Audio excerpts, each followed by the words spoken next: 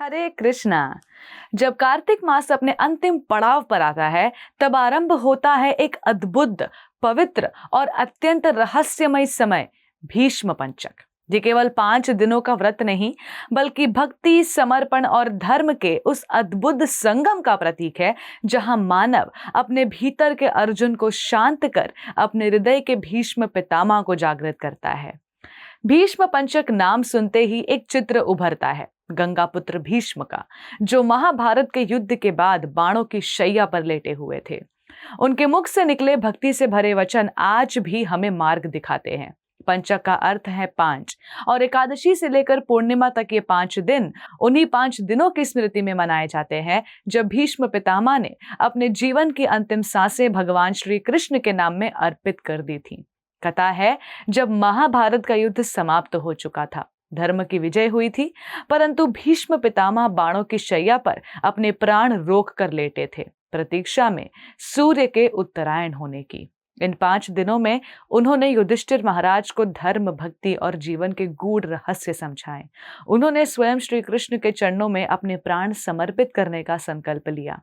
ये वही काल था जब उन्होंने अखंड हरि नाम जप किया और भगवान श्री कृष्ण ने स्वयं उन्हें जन्म मृत्यु के अनंत चक्र से मुक्ति दिलाई। यही काल आगे चलकर भीष्म पंचक के नाम से जाना गया।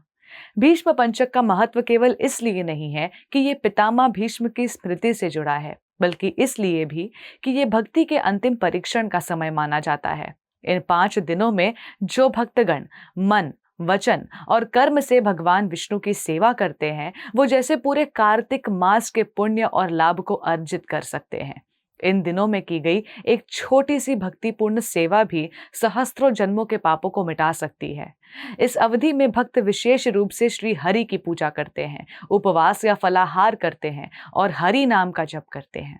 बहुत से भक्त पंचरात्र के अनुसार 5 प्रकार के अन्न जैसे दही, दूध, घी, चावल और सब्जियां इनका त्याग करते हैं। कुछ केवल जल या तुलसी पत्र ग्रहण कर इन 5 दिनों को पूर्ण करते हैं। ये केवल बाहरी तप नहीं, बल्कि भीतर के वासना और आलस्य पर विजय पाने का प्रयत्न है। यदि इन 5 दिनों में भक्ति सच्चे मन से की जाए, बिना किसी स्वार्थ या दिखावे के की जाए, तो भगवान श्री विष्णु स्वयं अपने भक्त को साक्षात दर्शन देते हैं।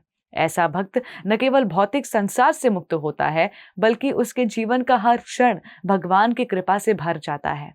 ये काल बिल्कुल भीष्म पितामह की तरह है, जो मृत्यु के सामने भी अडिग रहे और जिनकी आस्था ने मृत्यु को भक्ति में परिवर्तित कर दिया। जब कार्तिक पूर्णिमा आती है, तो इन 5 दिनों का समापन होता है। ये दिन देव दीपावली के रूप में भी मनाया जाता है, जब स्वयं देवता आकाश में दीप जलाकर भगवान विष्णु की आराधना करते हैं। ये दृश्य हमें याद दिलाता है कि भक्ति केवल पूजा नहीं, एक जागृति है, आत्मा की, विश्वास की और प्रेम की। ये जीवन चाहे कितना ही पीड़ादायक क्यों न हो, यदि उसमें भक्ति का दीप जलता रहे, तो अंधकार कभी स्थायी नहीं हो सकता।